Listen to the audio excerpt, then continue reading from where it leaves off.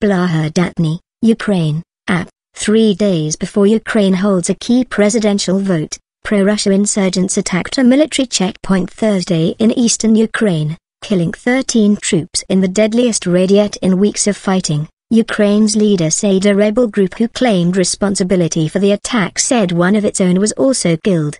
The rebels attacked the checkpoint near the town of Volnovakha, firing automatic weapons and rocket-propelled grenades. Acting President Oleksandr Turchinov said, journalists saw 11 dead Ukrainian soldiers scattered in a field near the village of Blahodatny, outside Volnovakha, 30 kilometers, 20 miles, south of the major city of Donetsk. Witnesses including a medical worker said, over 30 other Ukrainian troops were wounded in the attack and some of them were in grave condition. All the wounded were being treated at nearby medical facilities. The Ukrainian Defense Ministry said the attackers hit an ammunition section in one of the vehicles, which exploded in a fireball. 3 charred Ukrainian armored infantry vehicles, their turrets blown away, and several burned trucks stood at the road site in Blahodatny. Scorched bodies, apparently burned by the explosion and fire, were scattered near the vehicles. Acting Prime Minister Arseniy Yatsenyuk blamed Russia for backing the rebels in the Donetsk and Luhansk regions, which have declared independence from the government in Kiev. He issued a call for an urgent session of the UN Security Council. Thursday's carnage cast a shadow over Ukraine's upcoming presidential vote on Sunday, which separatists in the east have pledged to derail. Authorities in Kiev see the vote as a chance to diffuse tensions and stabilize the country. Even so, they have admitted it will be impossible to stage the vote in some eastern areas where election officials and voters have faced intimidation and sometimes death threats from the rebels. Residents said attackers used an armored bank truck, which the unsuspecting Ukrainian soldiers waved through, and then mowed them down at point-blank range.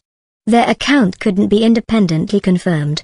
In the town of Horlivka, a masked rebel commander claimed responsibility for the raid and showed an array of seized Ukrainian weapons. There was no way to independently confirm his claim. "We destroyed a checkpoint of the fascist Ukrainian army deployed on the land the Donetsk Republic," said the commander, who wore a balaclava and identified himself by his nom de guerre, Russian for demon. He said one of his men also was killed.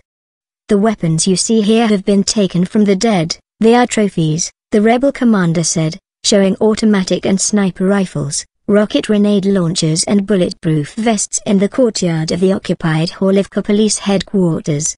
"People living in western Ukraine, think about where you are sending your brothers, fathers and sons, and why you need any of this," he added. Many in the east resent the government in Kiev, which came to power after a pro-Russian president fled in February following months of protests, seeing it as nationalists bent on repressing Russian speakers. But many locals also have grown increasingly exasperated with the rebels, whom they blame for putting civilians in the crossfire. In the village of Semenovka on the outskirts of Sloviansk, artillery shelling badly damaged several houses Thursday. Zinda Patskan, 80, had her roof torn away by an explosion that also shattered a wall. She said she was hiding under a kitchen table with her cat, Timothy, when the shelling came. "Why they are hitting us?" she said, bursting into tears. "We are peaceful people."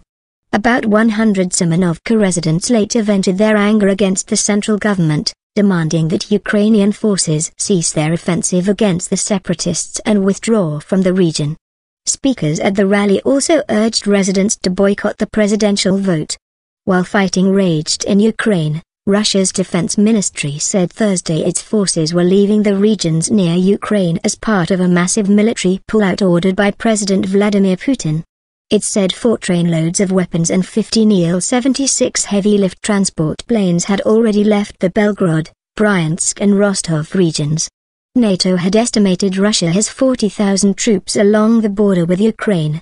General Philip Breedlove, NATO's supreme commander in Europe, told reporters in Brussels that some Russian military movements had been detected but it was too early to assess their size or importance.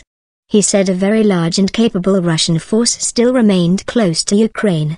In Kiev, Yatsenyuk described Russia's announcement of troops pullout as bluffing. "Even if the troops are withdrawing, Russian authorities are still assisting the armed terrorists who are trained in Russia, he said. Russian Foreign Ministry spokesman Alexander Lukashevich on Thursday rejected Yatsenyuk's claims of Russian interference in the East as unfounded and denounced his call for a UN Security Council meeting as a propaganda.